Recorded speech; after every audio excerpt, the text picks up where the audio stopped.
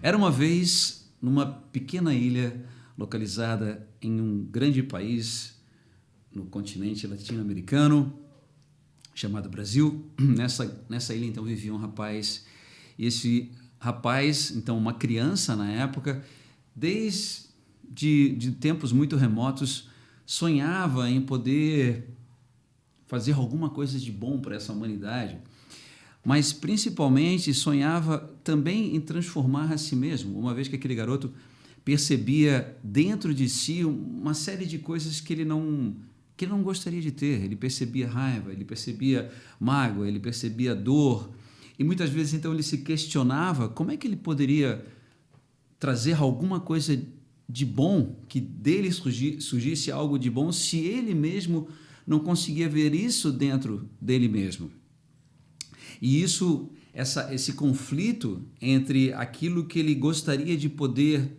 realizar na sua própria realidade e talvez até de trazer como contribuição, uma vez que ele sonhava muitas vezes em poder contribuir, em poder ajudar, em ajudar ao próximo. Então ele via esses dois lados tão antagônicos dentro dele mesmo, um lado que desejava, que ambicionava, que queria transformar, que queria realizar, que queria poder ajudar, e de outro, aonde possivelmente mais ele estava, que ele se sentia então oprimido, limitado por essas partes dentro dele mesmo.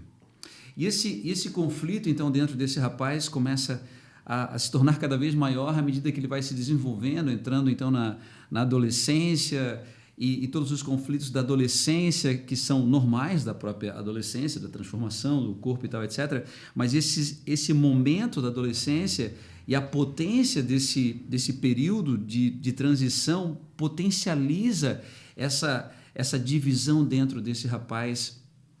que então começa a achar que talvez a sua vida não faça sentido, uma vez que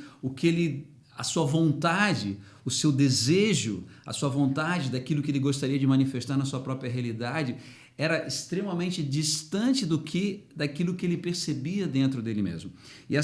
então essa separação entre o que ele gostaria de ser de fato e aquilo que ele era e que ele percebia que ele era, se tornaram quase que insuportáveis. E nessa insuportabilidade, então o rapaz, agora já adolescente, começa a pensar então em tirar sua própria vida, e isso passa a ser algo recorrente dentro dele, que não valia a pena então viver, porque ele percebia todas essas coisas, aquilo que ele desejava ele não era, e justamente aquilo que ele não desejava ele era, e isso se tornou quase insuportável. Em determinado momento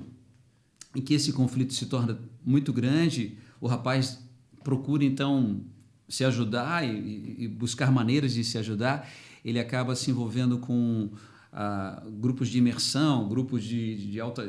autoconhecimento, e num desses grupos de autoconhecimento que esse rapaz vai participar, em uma das atividades propostas, que trabalhava muito com o corpo, então levava o corpo à exaustão, e por levar o corpo à exaustão, chegou algum momento, então dentro dessa atividade que o rapaz estava realizando, o corpo sendo levado à exaustão, em algum momento esse rapaz se depara com o medo da morte. Então o corpo exausto pela intensidade da atividade levou o rapaz, então, em algum momento, a ideia de que talvez ele fosse morrer por aquele excesso de atividade. Mas esse foi um momento crucial do rapaz. Por um lado, então, o desejo dele de morte, de tirar, talvez tirar a sua própria vida, aquele momento em que ele sente medo da morte, propriamente pela exaustão do seu corpo, e, em contrapartida, ou além de tudo isso, um desejo de poder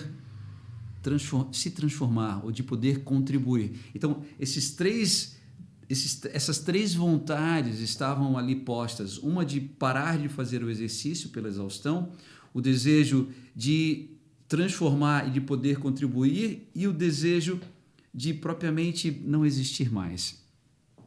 Mas nessa atividade em específico, o que prevalece naquele momento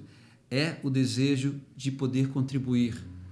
O que ajuda esse rapaz, então, isso tudo na sua própria subjetividade, realizando aquela atividade, que ele possa transpor o medo da morte. Então, ele vai em direção ao medo da morte, mas com base no seu desejo de transformação, ele literalmente se entrega à atividade no sentido de que ele não retrocede até mesmo perante a possibilidade que ele compreende daquilo que ele está sentindo da sua própria morte. E no momento em que ele então se entrega à atividade, em que ele não retrocede mediante o medo da própria morte, mas com foco na própria transformação, no seu desejo de transformação, no seu desejo de libertação, nesse momento ele experiencia como se algo se quebrasse dentro dele, como se uma represa de energia que estava contendo, essa represa, essa barreira continha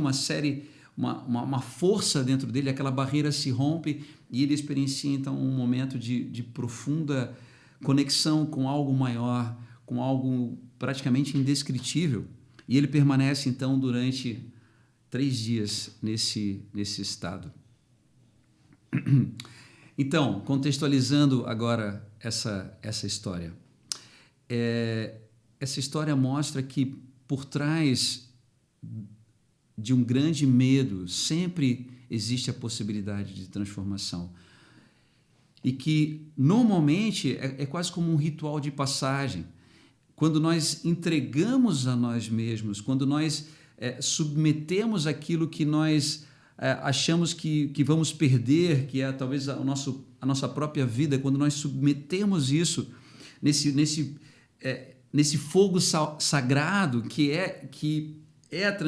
a morte propriamente dita, nós podemos chegar então à transformação. Então o preço da transformação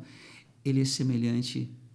à morte, como a fênix que morre e ressurge das cinzas, aquela parte em nós que é a parte que